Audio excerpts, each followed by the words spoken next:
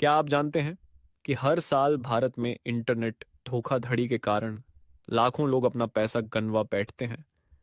Internet के इस दौर में जहां डिजिटल लेन देन और ऑनलाइन शॉपिंग बढ़ी है, वहीं दूसरी तरफ ऑनलाइन धोखाधड़ी के मामले भी बढ़ रहे हैं। वो हैं, पिछले कुछ सालों में इंटरनेट धोखाधड़ी में जबरदस्त वृद्धि हुई है।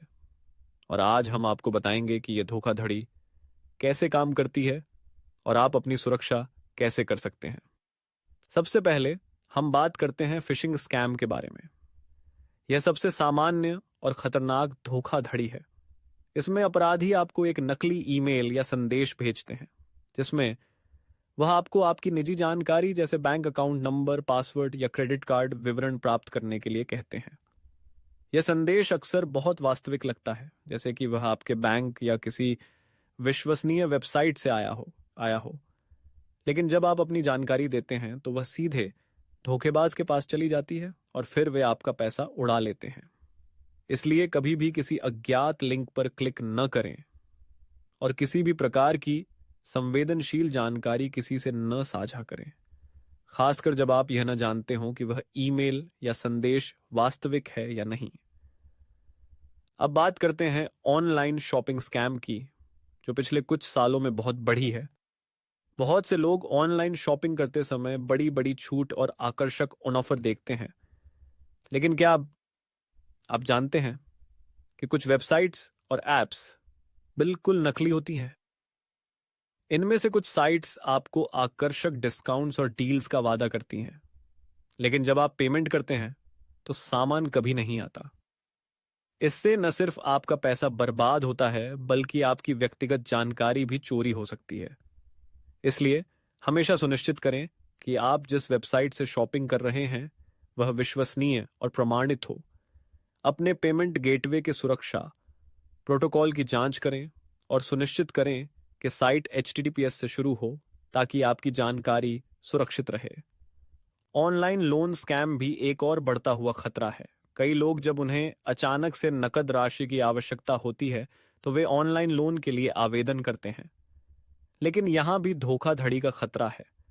कई फर्जी लोन ऐप्स आपको आकर्षक ब्याज दरों के साथ लोन देने का वादा करते हैं, लेकिन बाद में आपको पता चलता है कि उन ऐप्स का कोई अस्तित्व ही नहीं है और आपके साथ धोखा किया जा चुका है।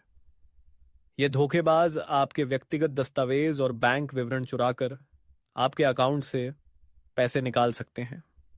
इससे बचने के लिए आपको केवल प्रमाणित और सरकारी लोन संस्थानों से ही लोन प्राप्त करना चाहिए और हमेशा लोन के बारे में पूरी जानकारी हासिल करें। क्लोनिंग स्कैम भी इंटरनेट पर एक बड़ी समस्या बन गई है। इसमें अपराधी आपके सोशल मीडिया अकाउंट्स को क्लोन कर लेते हैं और आपके दोस्तों और परिवार से पैसे की मांग करते हैं। वे आपके परिचितों के नाम से एक संदेश भेजते हैं जिसमें वे आपात स्थिति का हवाला देते हुए पैसे की मांग करते हैं। क्योंकि यह संदेश आपके परिचित का होता है तो लोग आसानी से धोखा खा जाते हैं। यदि आपको इस प्रकार का संदेश मिलता है तो तुरंत फोन पर संपर्क करें और पुष्टि करें कि यह संदेश सच है या नहीं।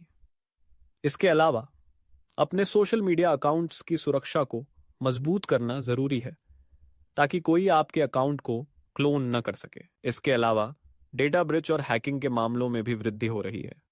कई बार बड़े बड़े कंपनियों और बैंकिंग संस्थाओं के डेटा हैक हो जाते हैं और आपके व्यक्तिगत विवरणों की चोरी हो जाती है।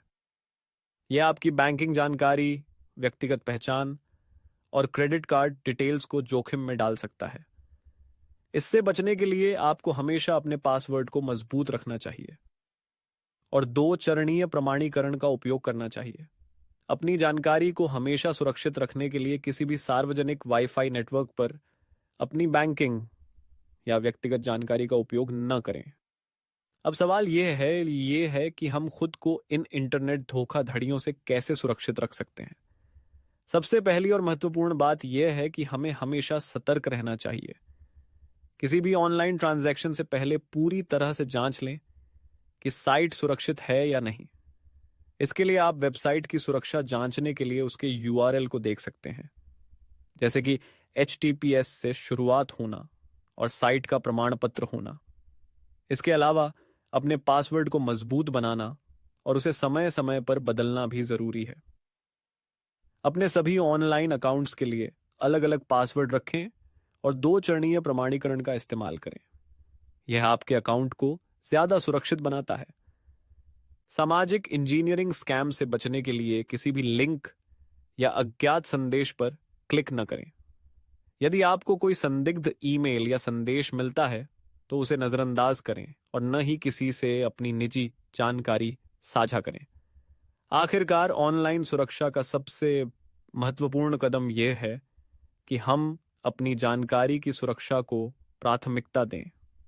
हमें अपनी पहचान और जानकारी को ज्यादा से ज्यादा सुरक्षित रखने के लिए सजग रहना होगा।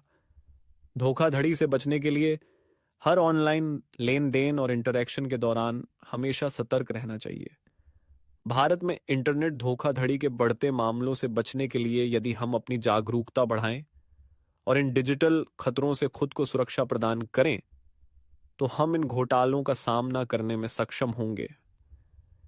इंटरनेट और डिजिटल दुनिया का सही तरीके से उपयोग करने के साथ साथ हमें अपने और दूसरों के लिए एक सुरक्षित ऑनलाइन अनुभव सुनिश्चित करना होगा।